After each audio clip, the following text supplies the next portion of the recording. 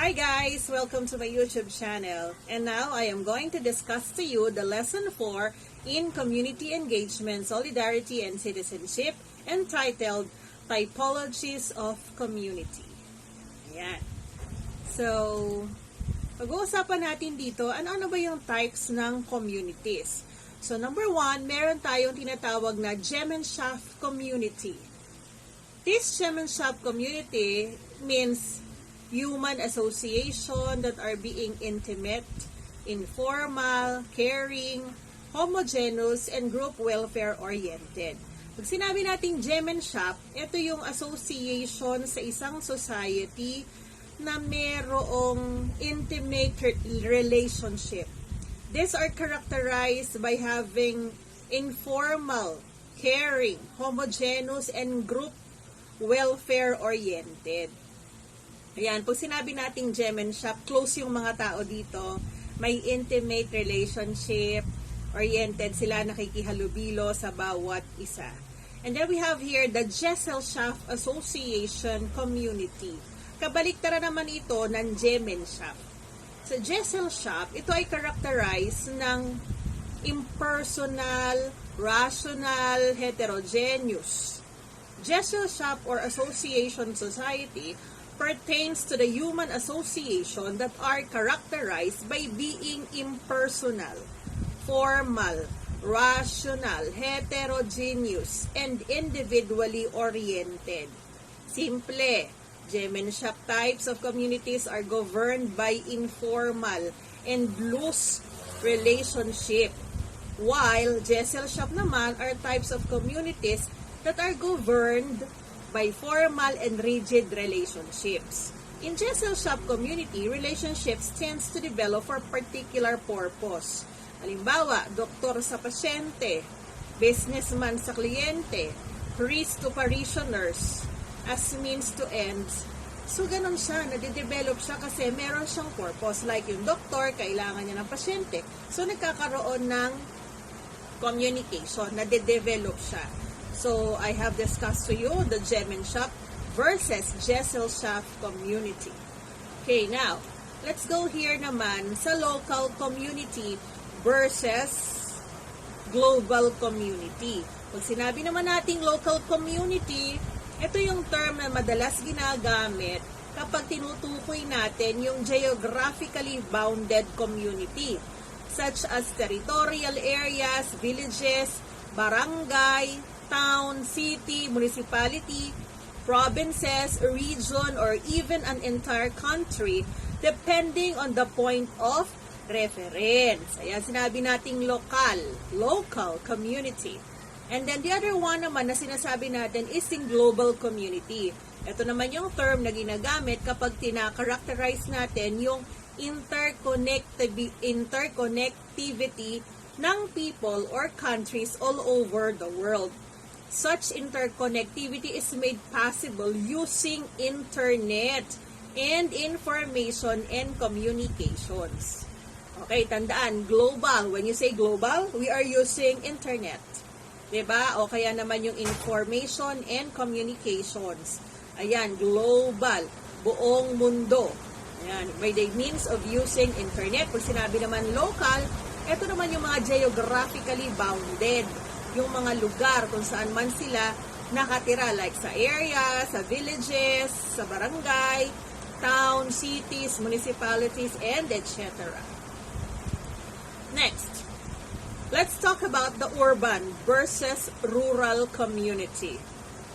Okay, pag sinabi naman natin na urban communities, ito naman yung sinasabi natin na nasa syudad, 'di ba? Urbanidad.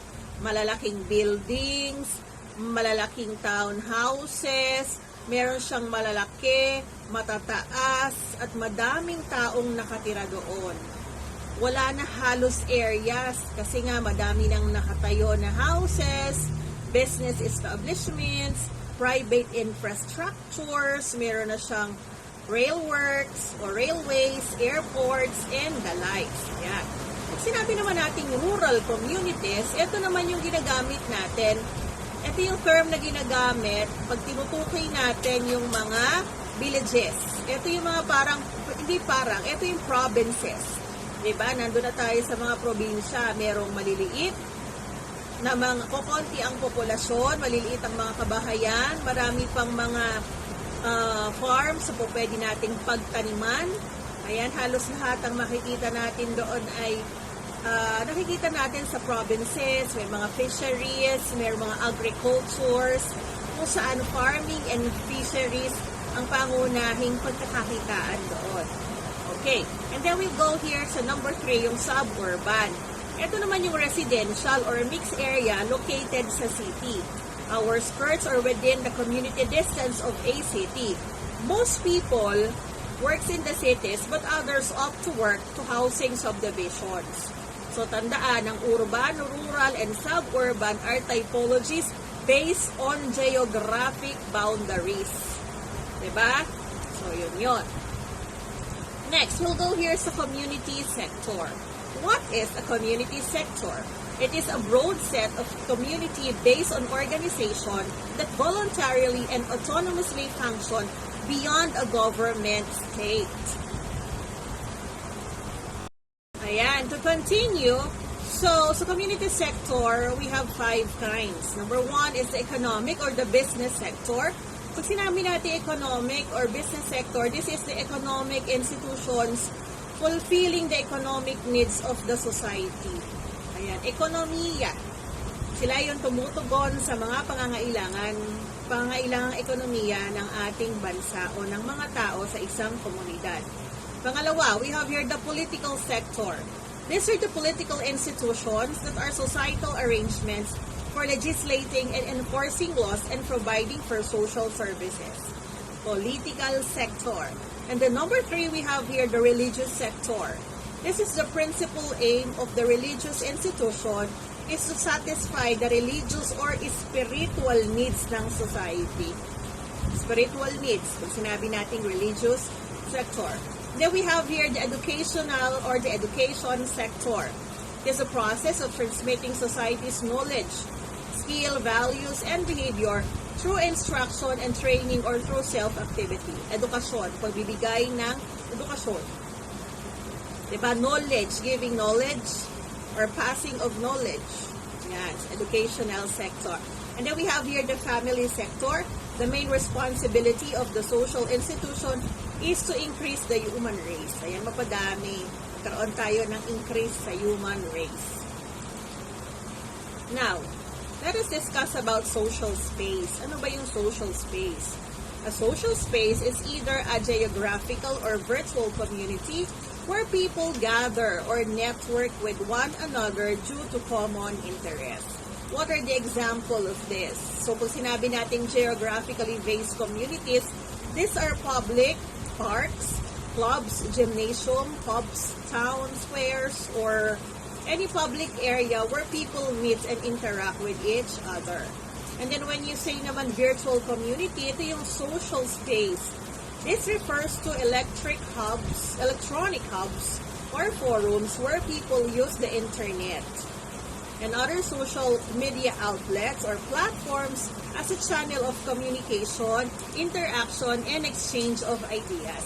Ayan yung ginagamit natin ngayon, di ba? Like the Facebook, sa Messenger, what else?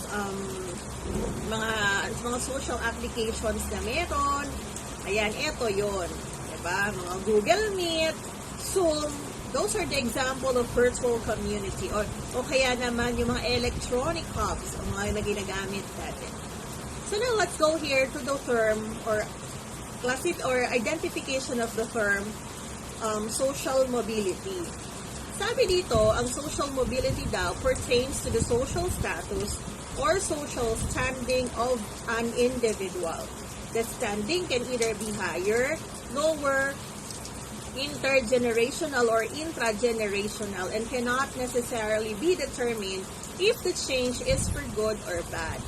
The level is called social stratification, which is considered a universal phenomenon, wherein people are differentiated on the basis such as criteria as physical appearance, ethnicity, family background, ideology, sex, age, education, power, prestige, and the others.